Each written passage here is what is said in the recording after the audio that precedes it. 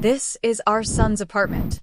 The pounding shook the frame, each thud echoing like a memory I'd tried too long to bury. I stood on the other side of it, barefoot, the morning light spilling across the floor like an accusation. When I finally turned the lock and opened the door, their faces froze. Mom's hand still gripped the crowbar. Dad's expression was somewhere between outrage and disbelief, and my brother, of course, hid behind them, pretending to look concerned. What they saw in my hands made them all stumble back. It wasn't a weapon. It was a stack of papers, bank statements, lease documents, and one thick folder titled Property Transfer Agreement. My name was on every page. Mom's voice faltered. What is that? The proof, I said calmly, my voice steadier than I felt. Proof that this apartment, this home you called your son's? It's mine. Every bill, every payment, every signature. All me. My name is Lena Grant, I'm 29. And if you think you know how this ends, stay tuned. Yesterday, at Dad's birthday dinner, they'd humiliated me in front of everyone. You're just a tenant, Lena, Mom had laughed. We let you live there because of your brother. It's his investment. Everyone at the table had joined in, smirking, sipping wine. My throat had burned while my brother winked like he'd won. So last night I changed the locks. And this morning, when they came to reclaim his place, they learned whose name was actually on the deed. Dad stepped forward, rage trembling through his jaw. You stole from your family. I met his eyes. No, Dad. I just stopped giving. Their silence filled the hallway like smoke. I watched them lower the crowbar, finally realizing the door they tried to break down had never really belonged to them at all. Dad's voice cracked the air. You ungrateful child. We raised you. We paid for everything you have. I almost laughed. You mean what I paid for with every double shift since college? Or the mortgage you forgot to pay when I was 21, and I covered it so you wouldn't lose the house. The papers in my hand fluttered as I spoke. The sound of truth, thin, sharp, undeniable. Mom's expression hardened, the kind that used to silence me as a teenager. You can't speak to us like this, Lena. We're your parents. I'm aware, I said. That's why I kept forgiving you long after you stopped deserving it. Behind them, my brother, Carter, looked pale, almost offended that his usual charm wasn't working. You made this about money, he sneered. You made it about ownership, I countered. And I just reclaimed mine. They stood in stunned silence as I moved past them, setting the documents on the hall table. I didn't steal your son's apartment, Mom. You lied about who bought it. I signed every paper you told me to trust you with. You used my savings, my credit, and my name. So please, explain again how this belongs to Carter. Mom's face drained of color. Dad turned toward him sharply. Is that true? Carter opened his mouth, then closed it again. She offered to help. It was supposed to be temporary. 7 years isn't temporary, I interrupted. The hallway went still, except for the faint sound of my neighbor's TV through the wall. I took a slow breath, looking at each of them one by one. You came here ready to break down my door, to call me crazy, to prove a point. I stepped back into my apartment, my hand on the frame. But the only thing broken here is your illusion of control. The door clicked shut between us, and for the first time, it felt like mine. By evening, my phone wouldn't stop buzzing. First Mom, then Carter, then unknown numbers, relatives I hadn't heard from in years. Apparently, word traveled fast when the family's problem child finally stopped being their free ride. The first voicemail was Mom's voice, high-pitched and trembling. Lena, we didn't mean to upset you. You've always been too sensitive. Please come by and talk before this gets worse. The second was colder. Dad's tone like polished steel. Return the property paperwork before we involve lawyers. The third came from Carter. You think this makes you the hero? You'll regret embarrassing us. I poured a glass of cheap wine and set my phone face down. The quiet hummed with a new kind of power. My apartment was finally peaceful. No one shouting, no one guilt-tripping me into paying for emergencies. Just the low hum of the fridge and the slow thump of my heart finally calming. I wandered to the window, watching the city lights bleed into the night sky. For years, I'd believed peace came after earning forgiveness. But now I understood. It comes after stopping the performance. There was a knock on the door. Ethan, my upstairs neighbor, stood there holding a half-eaten pizza. "You okay?" Thought I heard yelling this morning. I smiled faintly. "Family stuff. I'm fine now." He studied me for a moment, then handed me a slice. "Fine never sounds fine, but okay. Just don't let them guilt you back into chaos." "I won't," I promised. When he left, I leaned against the door and whispered to no one. I'm done being the apology for other people's choices. Outside, thunder rolled over the city, deep and distant. Tomorrow, I'd go to the bank and make the ownership transfer official. Tonight, I'd sleep with both locks secure, and for once, not because I was scared of what could come in, but grateful for what I'd finally shut out. The next morning, the world felt cleaner, like the storm had washed something away that night. I made coffee, scrolled through the bank app, and smiled when I saw the confirmation. Property fully registered under Lena Grant. No more shared signatures, no parental cosigners. It was official. 10 minutes later, Mom showed up uninvited. She stood in the doorway, her lipstick smudged, eyes puffy like she hadn't slept. "You're destroying this family," she said quietly. "I'm setting boundaries," I replied. "There's a difference." She tried to step inside, but I didn't move aside. "Lena, we made sacrifices too. You just don't remember them." "I remember plenty," I said. "I remember taking double shifts so Carter could go on that European exchange program. I remember you telling me to stay quiet so he could look successful. I remember paying your credit card bill because you were worried about your score."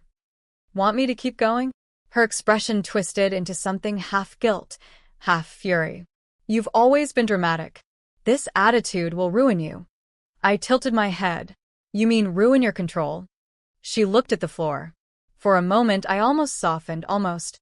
But then she whispered, "Your brother's business is struggling. The least you could do is transfer the apartment to his name. You don't even need it." That was the last straw. "Mom," I said evenly, "you taught me one thing. Family only counts when it's convenient. So no, I don't need to. And neither of you get to decide what I keep anymore." Her tears didn't move me this time. I'd seen that act before. As she turned to leave, she muttered, "You'll regret this." "Maybe," I said softly. "But at least it'll be my regret, not yours." When the door shut, I realized something vital. Freedom doesn't always feel triumphant. Sometimes it just feels quiet, solid, earned. By midweek, the quiet started to crack. Not from guilt, but from the ripple effect of exposure. Carter had taken to social media, posting vague quotes about betrayal from within and family snakes. His friends, most of whom were my old classmates, filled the comments with sympathy. I read them all, each line a tiny cut I no longer bled from. Then came a call from my aunt. "Honey, what's going on? Everyone's saying you cheated your brother out of his apartment." I let out a breath. "Aunt May, you know that apartment? I bought it. Every cent came from my savings." She hesitated. "They said you're unstable, that you're making things up." Of course they did. That's how gaslighting sounds. Clean, polite, perfectly practiced. That night, I printed copies of the deed, receipts, and transfers. Facts had become my shield. Ethan stopped by as I organized the files. "You're building a case?" "More like protecting one," I said. He smiled. "Good. Because people like that, they only stop when you make truth louder than their lies." Friday came with a text from Dad. "Family meeting. Saturday. Mandatory." I stared at it, half expecting please. It never came. Saturday arrived gray and cold. Their house, the same one I helped save years ago, looked smaller now, stripped of the grandeur they'd once flaunted. Mom opened the door with a forced smile. "Let's just keep this civil." Inside, the dining table gleamed, as if polished for battle. Carter leaned back in his chair, smirking. "We can settle this quietly, Lena. You sign over the deed, and we'll pretend this never happened."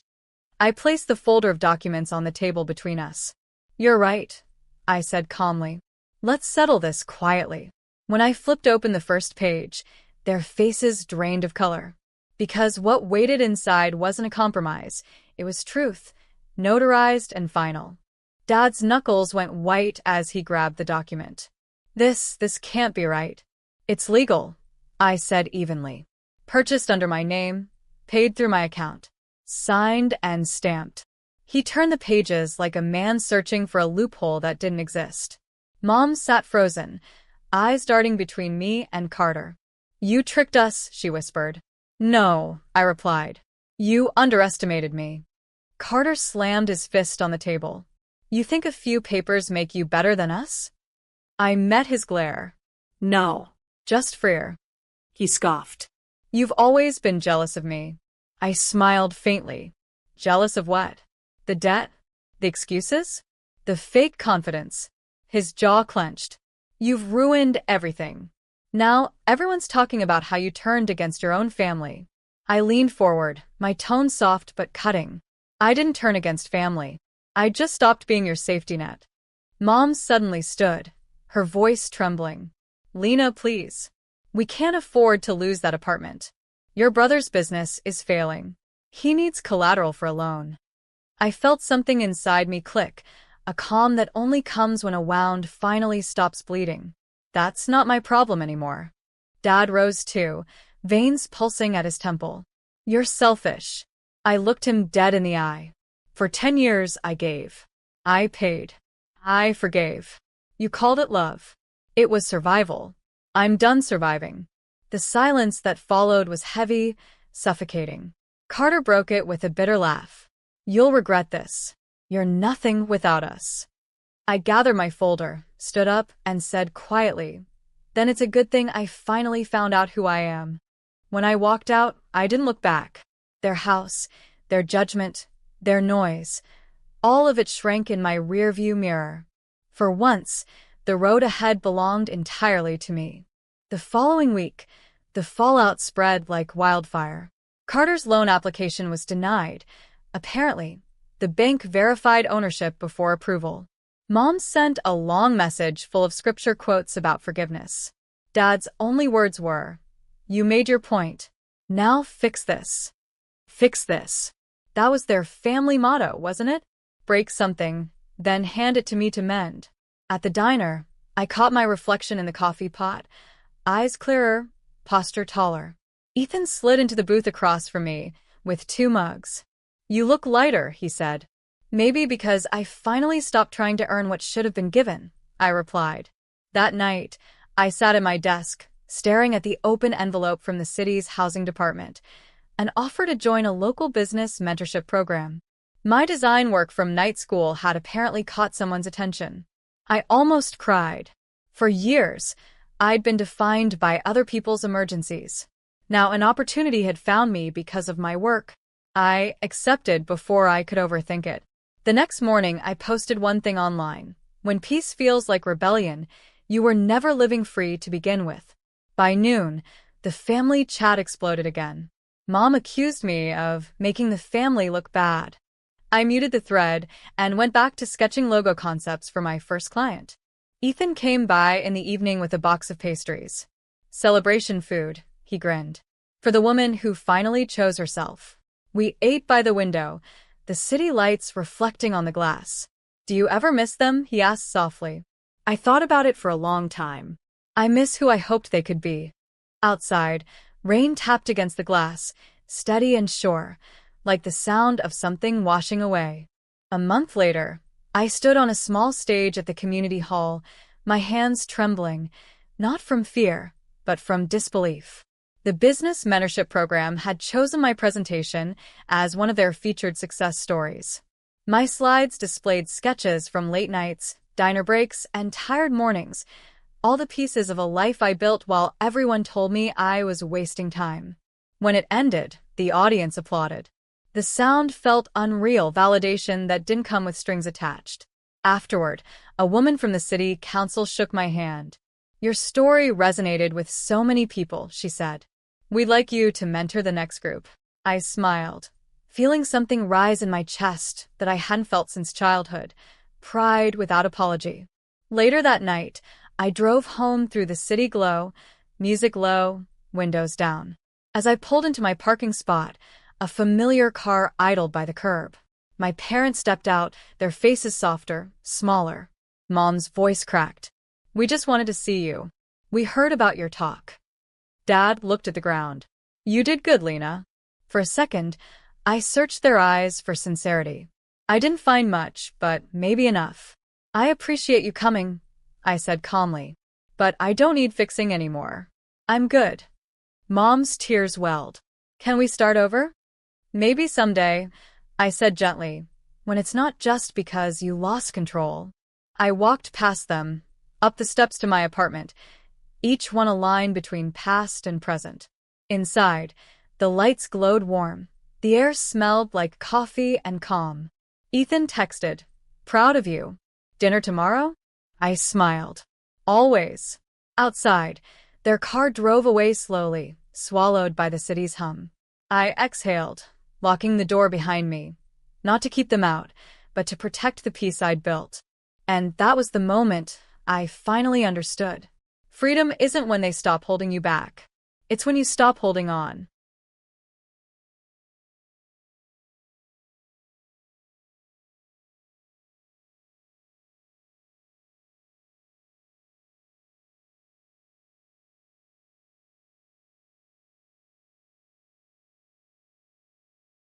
She's a failure. Always has been. That's what my mother told the entire family.